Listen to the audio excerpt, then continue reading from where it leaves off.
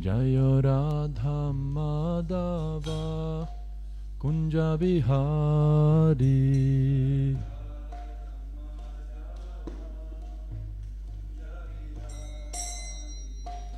Gopi Jana Vallabha Girivaradari.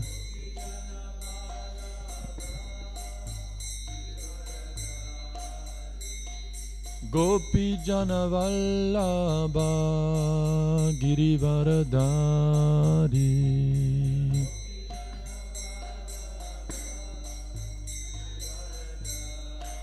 Yashodanandana Braja Jana Ranjana.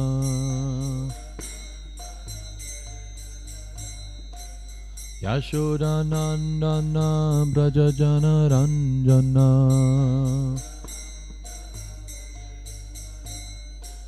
Yamuna Tiravanachari.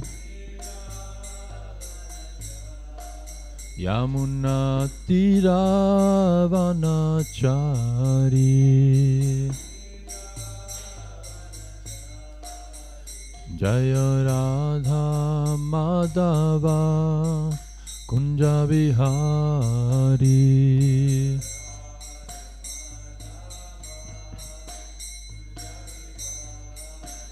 Jaya Radha Madhava Kunja Bihari.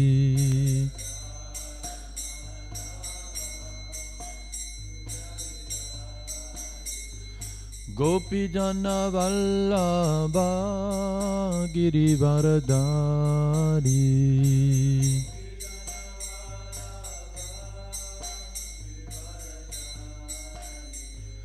Gopi Jana Vallabha Girivaradari.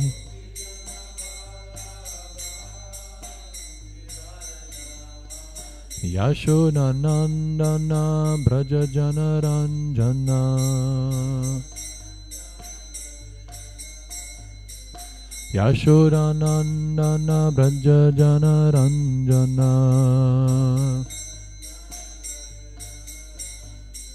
Yamuna Tiravanachari. Yamuna Tiravanachari. Jaya Radha Madhava Kunja Bihari.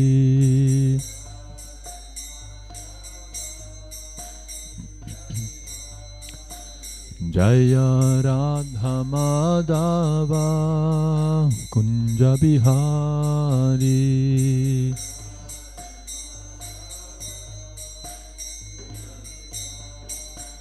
Jaya Radha Madhava Kunja Bihari.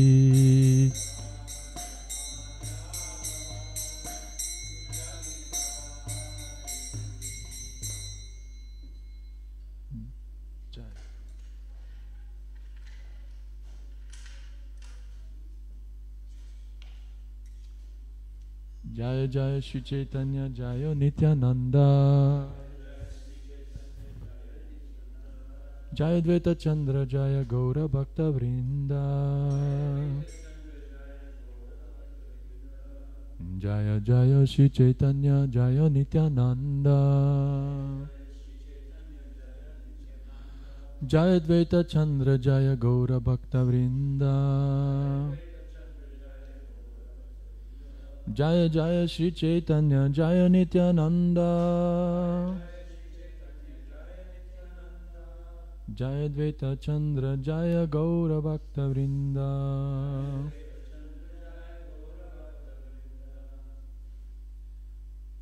So Chaitanya Charitamrita, Adi Lila chapter 17, the pastimes of the Lord in his youth, and today's verse is verse number 34 and onward.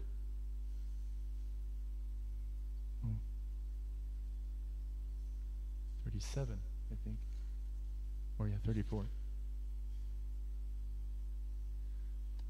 Tabe Prabhu Shrivasera Grihe Nirantar. Ratre Sankirtana Kaila Eka Samvatsar. Tabe Prabhu Shrivasera Grihe Nirantar. Ratre Sankirtana Kaila Eka Samvatsar. Tabe Prabhu Shrivasera Grihe Nirantar. Ratre Sankirtana Kaila Eka Samvatsar.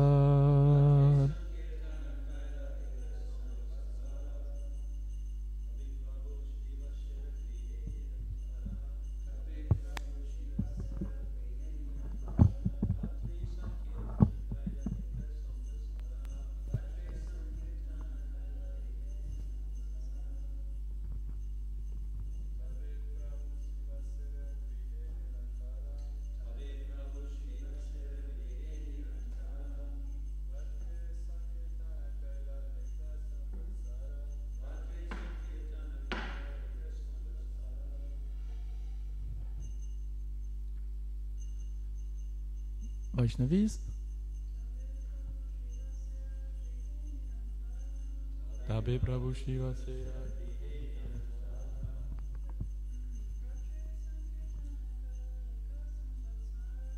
Ratre Sankirtana Kaile Eka Samvatsa. Anyone else?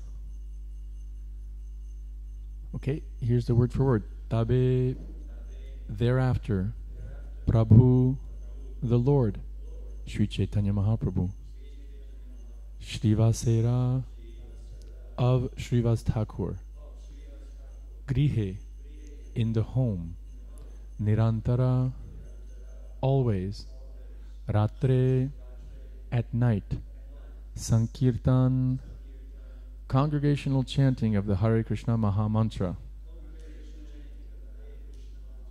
If I may make a tiny little observation here, it's interesting how many times Prabhupada, with we believe his full adhikar to do so, being the Senapati Bhakta of Lord Chaitanya and so on, like he translates general words in Bengali that refer to chanting the holy name as a generic sense, like Sankirtan or Krishna Nam, right?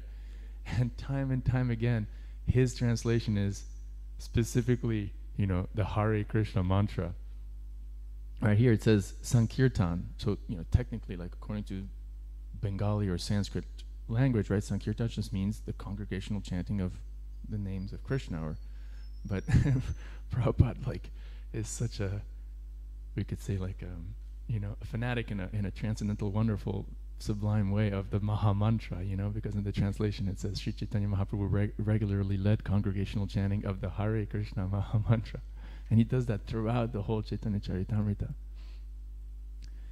So, continuing with that, finally, Kaila performed Eka Samvatsar, 1 full year. Translation. There's no purport, and so we'll read the following one, and we'll just do more, a reading with a few words here and there. Translation. Sri Chaitanya Mahaprabhu regularly led congregational chanting of the Hare Krishna mantra in the house of Srivas Thakur every night for 1 full year. So please repeat. Sri Chaitanya Mahaprabhu regularly led congregational chanting of the Hare Krishna Maha Mantra in the house of Srivas Thakur every night for 1 full year. So I'll just read the translation of the next verse that has a purport. This ecstatic chanting was performed with the doors closed so that non-believers who came to make fun could not gain entrance. Purport. Chanting of the Hare Krishna Maha Mantra is open to everyone, but sometimes non-believers come to disturb the ceremony of chanting. It is indicated herein that under such circumstances, the temple doors should be closed. Only bona fide chanters should be admitted, others should not. But when there is large-scale congregational chanting of the Hare Krishna Maha Mantra, we keep our temples for everyone to join. And by the grace of Lord Chaitanya Mahaprabhu, this policy has given good results. Srila Prabhupada ki jai. Om Gyanati Mirandasya Gyananjana Shalakayak Shakshurum Nitamrina Tasmai Shri Gurave Namaha. I was born in the darkness of ignorance, and that my spiritual master opened my eyes with a torchlight of knowledge. From our humble obeisances unto his lotus feet. Vanchakalpatarubhyascha kripa sindhubhya vacha patitanam pavanyo vaishnavibhyo namo namaha. Namo Vishnupadaya Krishna Vistaya Bhuttariya Shrimati Bhaktivedanta Swami Namane Namaste Saraswati Devi Gauravani Pracharine Nirvishesha Shunyavadi Paschatya Deshatarine. Jai Shri Krishna Chaitanya Prabhu Nityananda Shri Advaita Gadadhar Shiva Sadi Gaura Bhakta Vrinda. Hare Krishna Krishna Krishna Hare Hare. Hare Ram Ram Ram Hare Hare.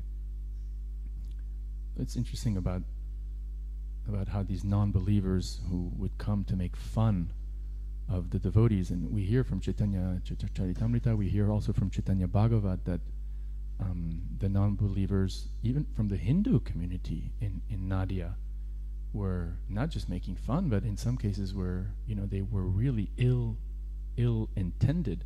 For example, speaking of Srivas Thakur at one point, right, there's a statement by Kaviraj Goswami or Vrindavan Das Thakur that they literally they wanted to take Srivas Thakur's house because they were like light mud houses or like not super heavy architecture, and they wanted to throw it in the Ganges, right? And wanted to literally and you think of today's society, and okay, aside from some hardcore places like Russia, for example, or there's this book called Salted Bread. If any one of you have read it, it's a really intense account of the first devotees in one of those ex-Soviet countries, Armenia, and how one of these first devotees were really persecuted really heavily and were sent to these gulag, Siberian labor camps in Siberia, and just die. One of them died there, and they were tortured and heavy stuff. But what's also I find interesting is that we often make we have an idealized idea of, oh yeah, Navadvip in those days, and everybody's there is a pure devotee of Krishna. And even though everyone there is involved in Lord Chaitanya's Leela, which is extremely special, at the same time, by their actions, you see some of them act in extremely un-Krishna conscious ways, to say the least. For example, wanting to destroy the house of a pure devotee, right? As a matter of fact, that's why we hear that Advaita Acharya, being so distraught at the materialistic condition of people in Navadvip, prayed to Krishna, you gotta help, right? So if he's praying, you gotta help, that means that all those people in Navadvip were extremely materialistic. We hear again from either, I confuse, forgive me, either Chaitanya Charitamrita or Chaitanya Bhagavat, but the Vaishnavas were lamenting that, God, everybody around, no one's interested in Krishna consciousness, no one's interested in Krishna bhakti. They're all concerned only with marrying their sons and daughters and in logic and, non-dualistic Shankarite philosophy, and right? As a matter of fact, even Lord Chaitanya, we hear, played the pastime of being one of these, non-devotees, right? And the Vaishnavas even lamented, attracted as they were towards Lord Chaitanya, who was hiding his identity as the Supreme Personality of Godhead, we hear, were lamenting, kind of oh, he's so attractive, he's so brilliant, wouldn't it be nice? What a shame that he's not becoming a devotee, And there's even a dialogue between Srivas Thakur and Lord Chaitanya as a young, this is pre-sannyas lila, this is grihastha lila in Navadvip, where Srivas Thakur tells him, you're so puffed up, you're so arrogant, when will you be, when will you become a devotee, right? And then Lord Chaitanya tells Srivas Thakur, well, thank you for your blessing. You'll see one day I'll become such a devotee that you'll be impressed, or you'll be surprised, The beautiful yoga maya at play. making the associates of Lord Chaitanya forget that he is actually the Supreme Lord. But suffice it to say that, yeah, so these people in Navadvip at the time, the majority of them were antagonistic to Krishna Bhakti. Antagonistic to Krishna Bhakti. And the Vaishnavas were, a minority. And that's interesting to remember, because, everything else culturally was kind of the same, and yet within that same external culture, the Hindu culture, of course the Muslims were also against them, but even the followers of the Hindu or the Vedic tradition, they were antagonistic toward the Vaishnavas. And in terms of, so making fun, like as soon as I read this verse yesterday, I thought of there's a story that's told in, I think, Satsrup Maharaj's Lilamrita, where Tamal Krishna Maharaj and Giriraj Maharaj, when they were in, and the other devotees who were in Bombay in the early days, trying to open up Bombay, ISKCON Bombay, and they would go to these materialistic, but I guess a little bit pious Hindus to get donations or life membership contracts and stuff. And there's one case that's told how this man, he was kind of, I guess, weird and cruel. He said, okay, I'll give you, 1,008 rupees or however much it was, but you have to agree that I pour 7-Up on your head. You ever hear that story? It's right there in black and white. And so, one of these devotees, I forgot if it's Tamal Krishna Maharaj or Giriraj Swami, they're like, okay, fine, go ahead. So the guy, poured 7-Up on his bald head. There were sannyasis or brahmacharis. And then he agreed to pay the books, or to pay the fee, or not the fee, but the cost of the membership. And so, devotees were willing to be humiliated or embarrassed for the higher cause of Krishna consciousness. But here in the West, generally, there's more of an indifference than making fun, right? I mean, when you go on Harinam, for example, in a few rare cases, there'll be some people who are antagonistic, but most of the time, it's like either indifference, right? Or, this is cool, this is interesting. And devotees just have to be humble if they do make fun. But then also, an interesting point is also, I think, the issue of, okay, public opinion. To what degrees do devotees, take public opinion seriously, right? On the one side, we have this expression that Prabhupada often said, let the dogs may bark, but the caravan moves on, right? So in that valence, we don't care what the world says. We've got our Krishna conscious program, and we're moving forward to it. But there's also, statements where, by Prabhupada, for example, our founder, who was very concerned about how, the devotees were received in the public, right? There's this unbelievable, in my opinion, unbelievable example of, in India, at some point, Prabhupada literally stopped public Sankirtan because the devotees were going in the street and people were getting this impression that the devotees were just professional beggars. Like there's these group of sort of pseudo sahajya professional kind of street musicians who kind of chant Krishna's names in public in India and stuff for money, and that's how they make their living, and they're seen as quite low class and stuff. And Prabhupada got feedback that that's where people were starting to consider the devotees to be like. So I mean, can you imagine, the Yuga Dharma is Harinam Sankirtan, but just to maybe do it a different way or counter this a wrong impression of the public or a bad reputation that we were creating, Prabhupada stopped Harinam Sankirtan. Unbelievable, right? Not that it stopped and we don't do Harinam Sankirtan in India. We obviously do, but in that particular circumstance, Prabhupada did that. So, there's that middle, I think there's a golden middle between not compromising our core beliefs, our core beliefs according to our theological truth claims and our core practices and our worldview. And I'm sorry if you don't believe in Timingala fish, or if you don't believe in in so many universes as can fit in in a bag of mustard seeds, or if you don't believe in, in rivers of mango juice. I mean, there's all sorts of like far out stuff, right, in the Bhagavatam. Well, tough luck, sorry, we're not gonna, sorry, go to the next shop, on the marketplace of religions. And if you don't like chanting Hare Krishna, you have an issue with the 4 regulative principles, sorry, but by the same token, for example, I mean, and this is not to pick fingers, but just, in Australia, for example, at some time in the past, correct me if I'm wrong, but devotees would like pass out a lot of free books, which I think is wonderful, but they were doing it sometimes a little bit indiscriminately, and by putting them, for example, on the car, like on car windshields, right, in parking lots by the thousands, which is a great idea in the sense of wanting to give books to everyone and everyone.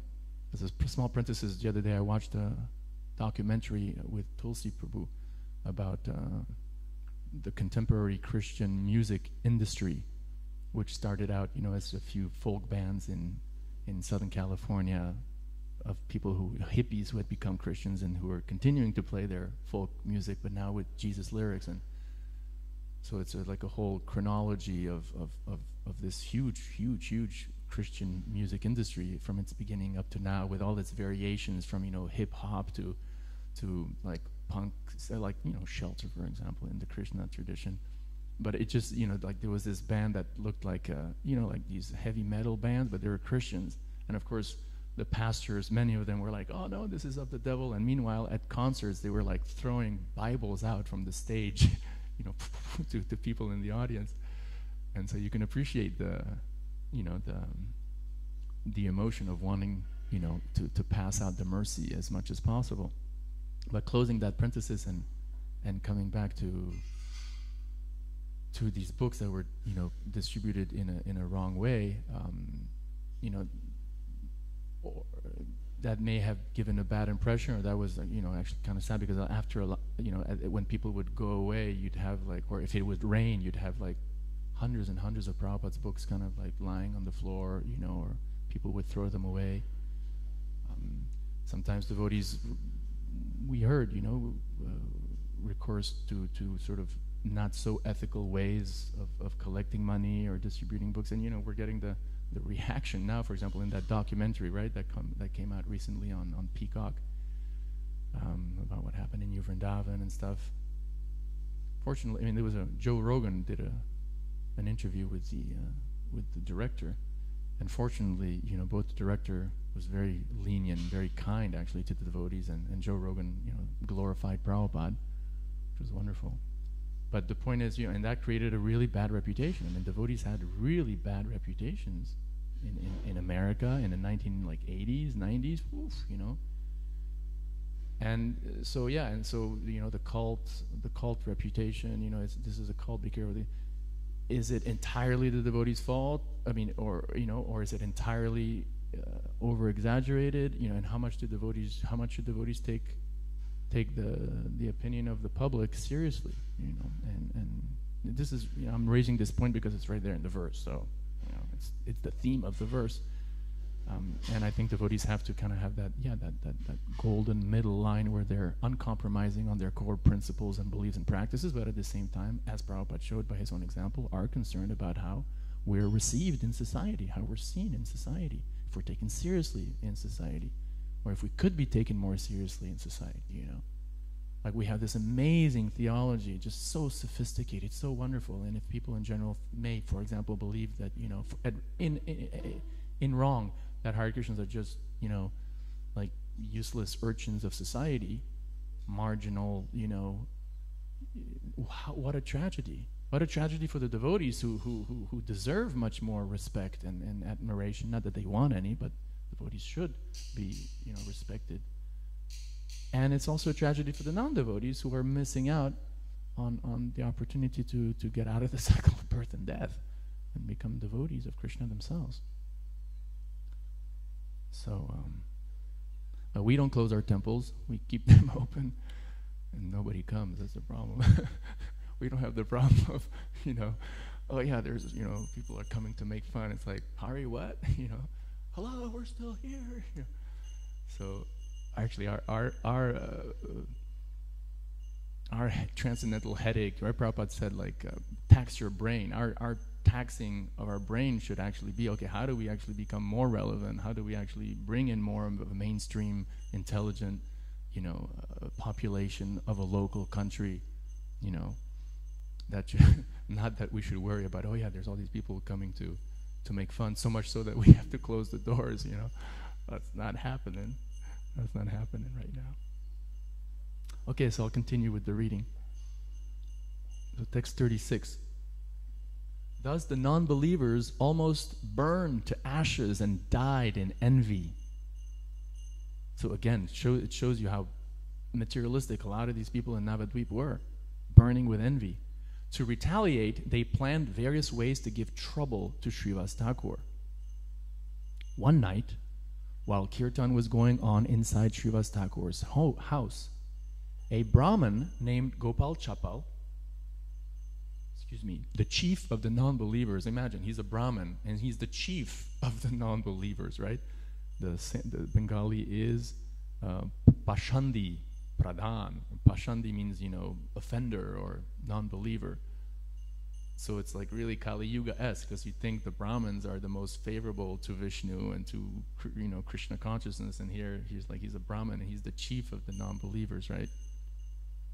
So the chief of the non-believers, who was talkative and very rough in his speech, placed all the paraphernalia for worshipping the goddess Durga outside Srivas Thakur's door. So in other words, he wanted to frame Srivas Thakur, just like, that guy, I forget his name, tried to frame Haridas Thakur by hiring a prostitute to make him fall down with him, right? And then he would frame him. And so same thing here.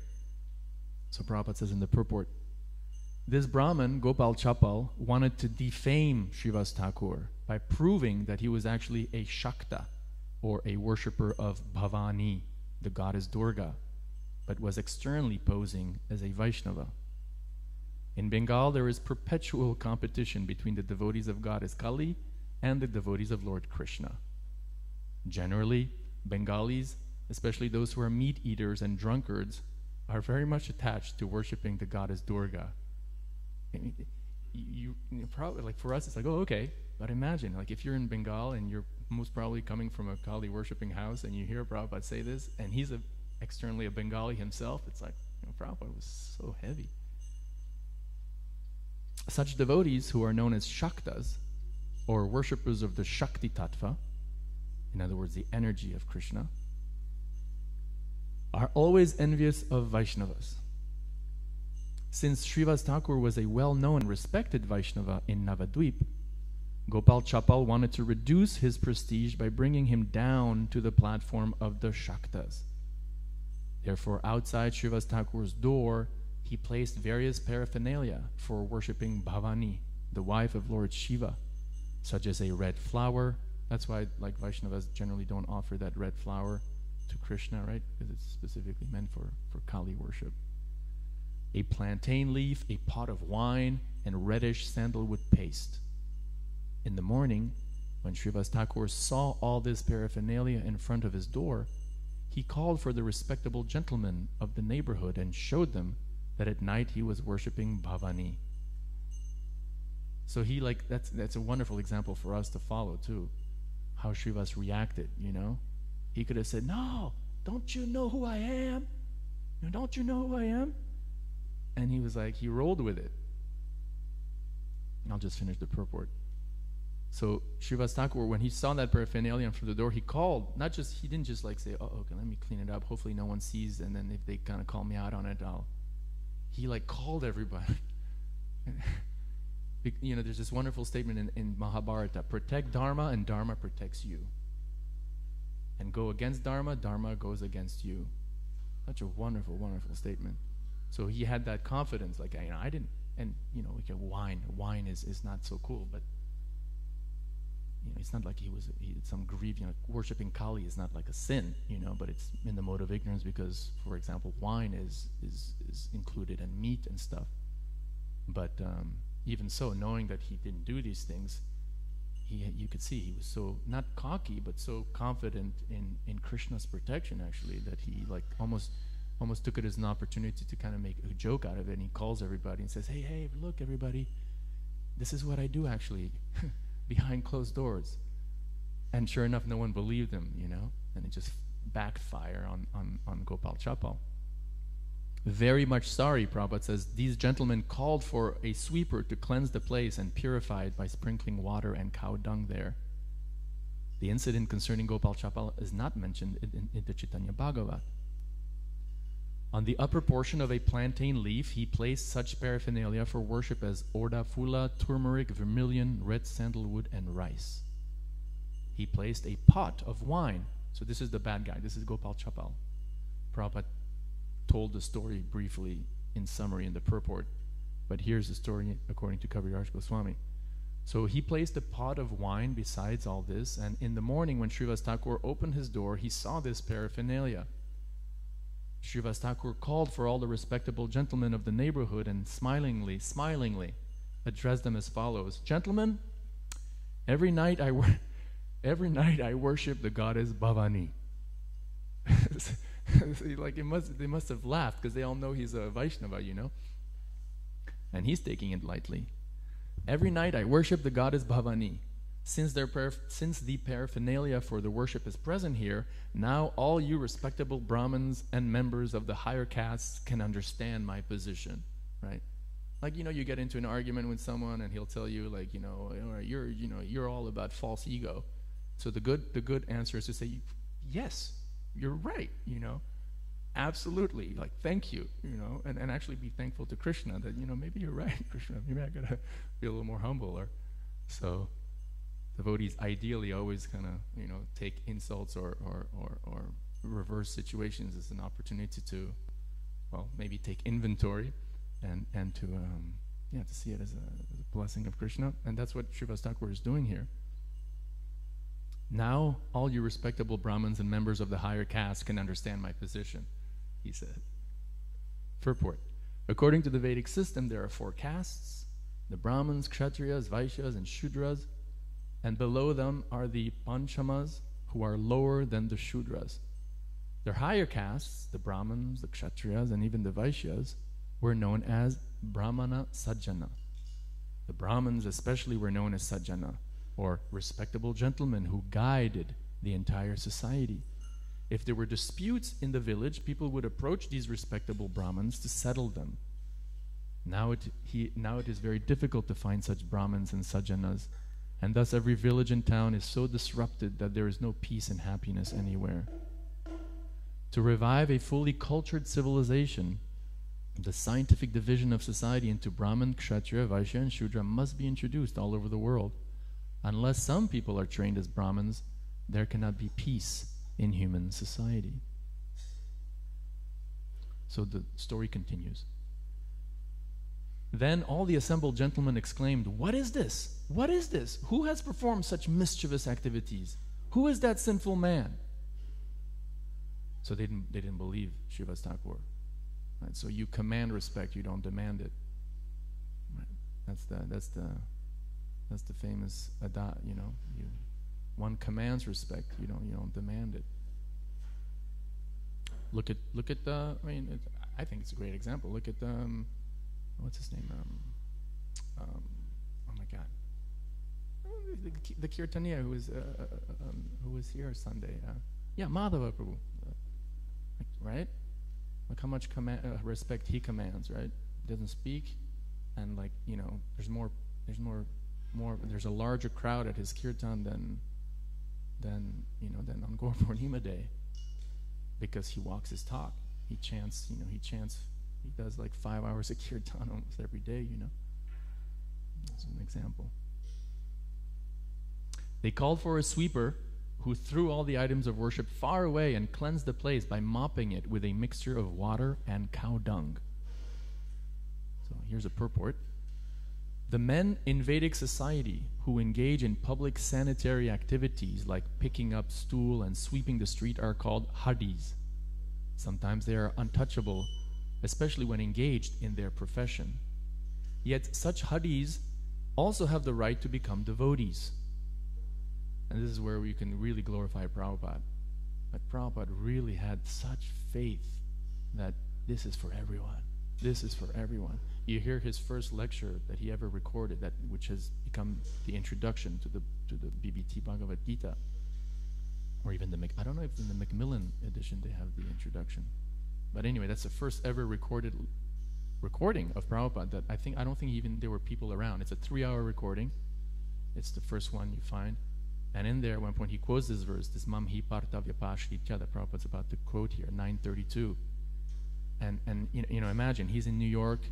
There's practically no Vaishnavas who ever came. There's one, right? Maybe we hear, at least in Europe, there was one disciple of Bhaktisiddhanta who went there. But basically Vaishnavism is completely unknown in the West. It's only been, in India, and Prabhupada comes to New York in 1966 with this complete conviction, complete faith in Shastra, that this is not an Indian religion, this is not for Indians only, this is for everyone, and with just like that, just unbelievable faith. For us it's easier, like, yeah, well, there's thousands of devotees worldwide, in the world, in Africa, in Australia, in America, what's the big deal, But imagine when you're the first to export Vaishnavism outside of India, what faith you have to have in statements like the one here from Krishna, that this is for everyone, that Krishna Bhakti is for everyone. What faith he had. So Prabhupada says, this is established by Sri Bhagavad Gita, where the Lord declares, Mam hi partavya pashrita yepi syu papa yonaya striyo vaishyastata shudras tepi yanti param gatim. O son of Prita, those who take shelter in me, though they may be of lower birth, women, Vaishyas, as well as Shudras, can approach the supreme destination. There are many untouchables of the lower caste in India, but according to Vaishnava principles, everyone is welcome to accept this Krishna consciousness movement on the spiritual platform of life and thus be freed from trouble. Equality or fraternity on the material platform is impossible. And but to be objective, there are places in India, even so-called Vaishnava temples, where if you don't have brown skin, if you weren't born in India, you can't enter. Jagannath Puri, for example, the Jagannath Puri temple, our beloved Jagannath Puri temple. You have white skin, sorry, you can't enter. And yet, you go to the Cathedral of Sydney, and you can show up in a jalaba, and have whatever skin color of the rainbow, and no one's going to say, no one's going to check you, like, excuse me, like, what's your caste? Where were you born? Like, no, you can't enter. Right? It's quite sad. When Lord Chaitanya declares Trinadapi suni chinataro rivasa hishnuna, he indicates that one must be above the material conception of life. When one thoroughly understands that he is not the material body but a spiritual soul, he is even humbler than a man of the lower castes, for he is spiritually elevated. Just like Yogeshwar Prabhu tells the story of how Yogeshwar was one of the first devotees to go to France and preach in France. He's American. He's based in New York. Quite active, actually, as a preacher there. And he married Jyotirmayi, a local French devotee. Their son lives in Alachua. And he tells the story on those Prabhupada memories that when Prabhupada was giving a lecture at some hall in Paris, and it was at the French are hopeless. Sorry, as a half Frenchman, I can say that. It's just like they get really envious and at that time, to show how they were envious or so like petty, they get jealous for small things. Prabhupada was sitting on a large Vyasasana, right? And as he was speaking, these like young university, there was like this revolution in 1968. I mean, a tiny revolution, kind of socialist type. And so it was around that time. And so they started stomping on the floor and screaming, par terre, par terre, par terre. And Prabhupada said, what are they saying? And Yogeshwar, who spoke French, he said, they're saying you have to go, you have to sit on the floor. And then And Prabhupada didn't do it, so but afterwards he said, next time don't just have a chair, just let me sit, Prithu Prabhu also tells the story of how someone challenged Prabhupada, like, oh, so you, because Prabhupada was talking about the first class man, second class man, third class man, and then and Prithu says that someone challenged Prabhupada, like, oh, so you think you're a first class man, don't you? And he says that very humbly, genuinely, not, like putting on a show, genuinely, Prabhupada said, no, I'm a servant of everyone. I'm a servant of everyone. Such humility, Prabhupada continues, in which one thinks himself lower than the grass, is called sunichatva, and being more tolerant than a tree is called sahishnutva, forbearance. Being situated in devotional service, not caring for the material conception of life, is called amanitva, indifference to material respect. And we're so, speaking for myself, we're so addicted. The Bhagavatam, nunam pramata kurutevi karma. That verse pramata means mad. We're mad after sense gratification. So whether it's gross sex or whether it's, subtle sex, which is, name and fame and adoration and distinction, we're mad for it. Unless we're pure devotees, but that's what I'm saying, speaking for myself. The conditioned soul is mad for this stuff. So mad for it that, like, a lot of times, at least again, speaking for myself, we don't even realize that we're making, like, really big decisions in life really just to get sense gratification, name and fame. Somehow, just a little distinction here, a little adoration there, a little fame here. Nunam pramata, like mad for it, like blinded mad for it,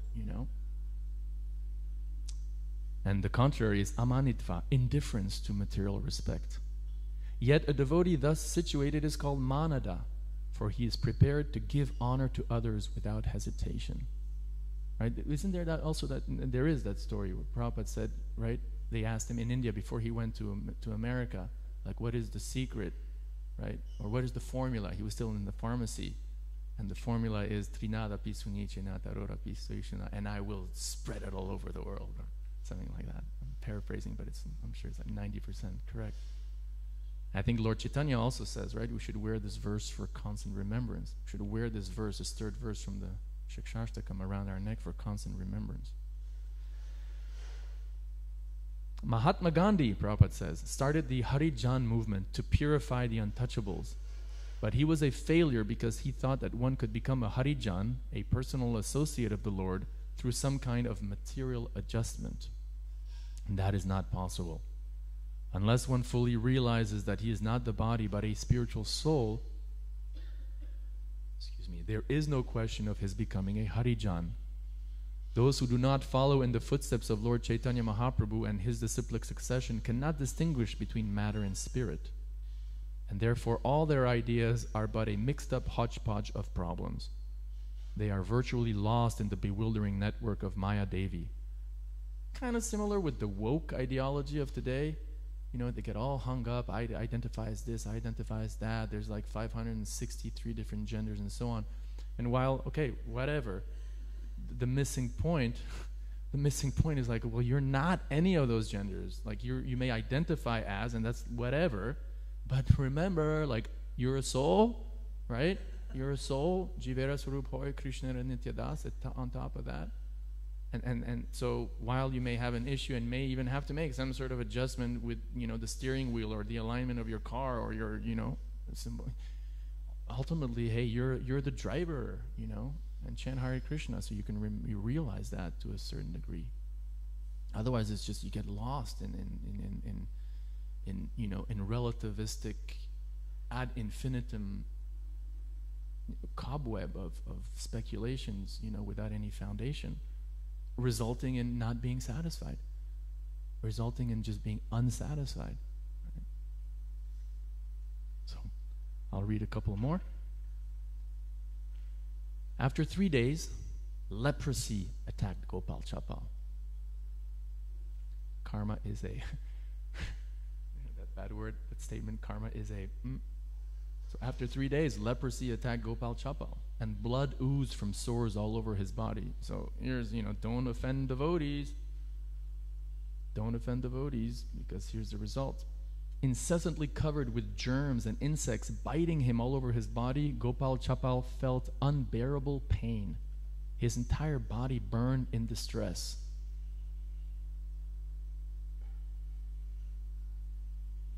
I heard recently that Hamsadutta Prabhu asked Prabhupada, why have the Jewish community suffered, a lot over centuries? And according to Hamsadutta Prabhu, Prabhupada said because they were, they were complicit in the murder of a pure devotee. So you insult or you offend a devotee, well, here's the results, right? And therefore, we're warned again and again and again, like, Vaishnava Aparad, that's a real bad thing. Even Lord Chaitanya, in Chaitanya Bhagavat or Chaitanya Charitamrita, right, he says, raising his hands, Lord Chaitanya said, just carefully not offending devotees, just chant Hare Krishna. That's the bottom line. Just don't offend devotees and chant Hare Krishna. All success is there. So incessantly covered with germs and insects biting him all over his body, Gopal Chapal felt unbearable pain. His entire body burned in distress. Since leprosy is an infectious disease, Gopal Chapal left the village to sit down on the bank of the Ganges underneath a tree. One day, however, he saw Chaitanya Mahaprabhu passing by and spoke to him as follows. My dear nephew, I am your maternal uncle in our village relationship. Please see how greatly this attack of leprosy has afflicted me. As an incarnation of God, you are delivering so many fallen souls. I am also a greatly unhappy fallen soul. Kindly deliver me by your mercy. Hearing this, Chaitanya Mahaprabhu appeared greatly angry, and in that angry mood he spoke some words chastising him. And I'll just read the purport, just a few words here before. Prabhupada says, it appears that although Gopal Chapal was sinful, talkative, and insulting, he nevertheless had the qualification of simplicity. Thus he believed Chaitanya Mahaprabhu to be the incarnation of the Supreme Personality of Godhead who had come to deliver all fallen souls. And he appealed for his own deliverance, seeking the mercy of the Lord. You see that. You see that in movies and you see that in real life. There's never like a black and white. Like people have complex personalities. You see this even in the Vaishnava today's society. Some people who have done who have done horrendous stuff, but somehow they also have some sort of attachment to Krishna also. It's weird, but that's reality. He did not know, however, that the deliverance of the fallen does not consist of curing their bodily diseases, although it is also a fact that when a man is delivered from the material clutches, his material bodily diseases also automatically are cured. Gopal Chapal simply wanted to be delivered from the bodily sufferings of leprosy. But Sri Chaitanya Mahaprabhu, although accepting his sincere appeal, wanted to inform him of the real cause of suffering. And here Mahaprabhu says, O sinful person, envious of pure devotees, I shall not deliver you. Rather, I shall have you bitten by these germs for many millions of years. You have made Srivas Thakur appear to have been worshipping the goddess Bhavani. Simply for this offense, you will have to fall down into hellish life for 10 million births. Any questions or comments? I'll just read the purport and finish with that. We should note herein that all our sufferings in this material world, especially from disease, are due to our past sinful activities. And of all sinful activities, actions directed against a pure devotee out of sheer envy are considered extremely severe. Sri Chaitanya Mahaprabhu wanted Gopal Chapal to understand the cause of his suffering. Any person who disturbs a pure devotee engaged in broadcasting the holy name of the Lord is certainly punished like Gopal Chapal. Like the example of Mr. Nair in Bombay, right?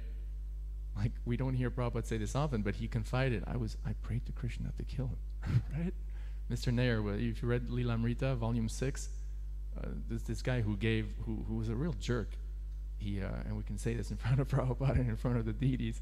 He so-called sold the plot of land, which fortunately is now, ISKCON Juhu, with like Mukunda Maharaj was telling the other day, right? He mentioned him. He sold him. He down payment, but then that land was not technically. They basically tried to cheat the devotees, and he went as far as hiring gundas or bandits, to come and demolish the temple.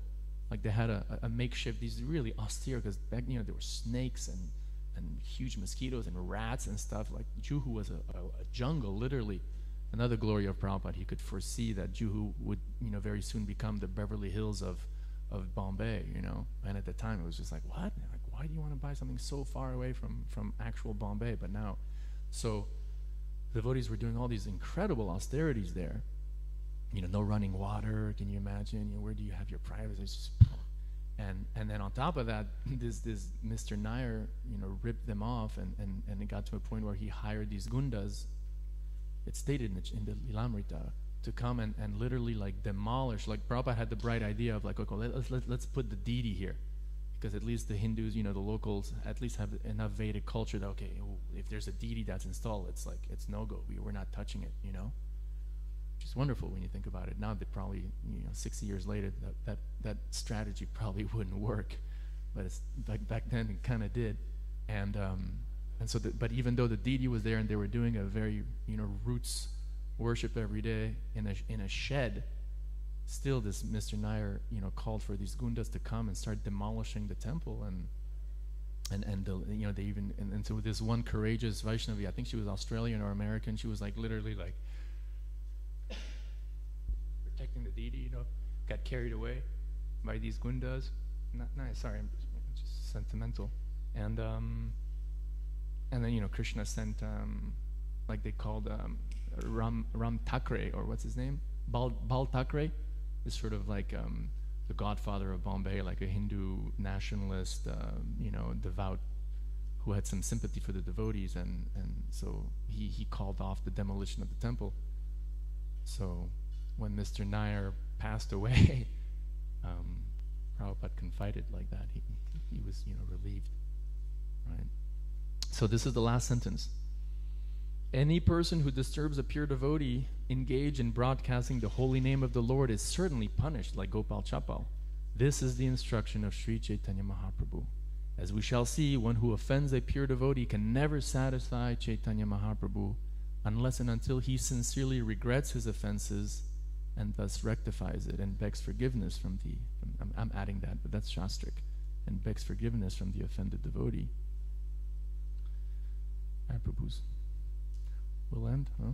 Time is up.